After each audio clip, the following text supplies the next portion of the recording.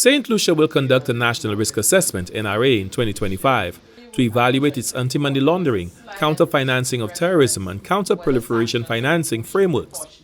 This assessment will provide a comprehensive snapshot of the country's financial security landscape and measure progress since the last review.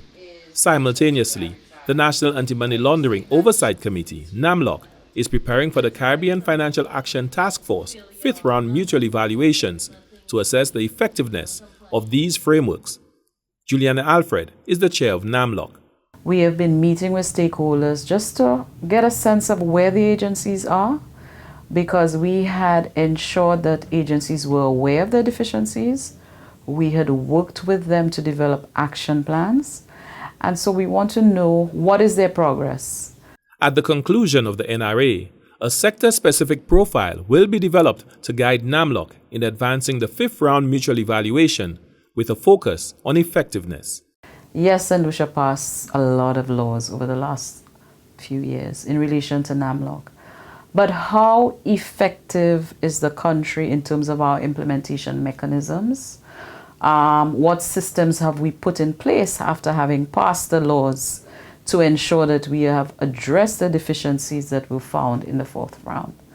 And so we are also doing that simultaneously, because the period for assessment for the fifth round is actually going to be between 2023 to 2028.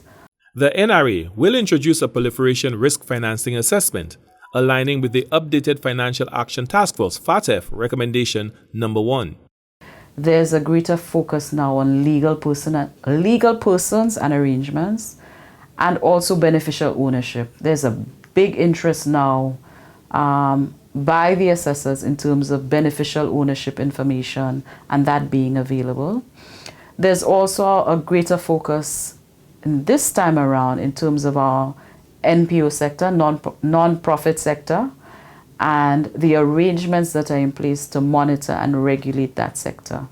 So the work continues for NAMLOC, and it's pretty intensive. NAMLOC remains committed to ensuring St. Lucia's compliance with the evolving financial regulations.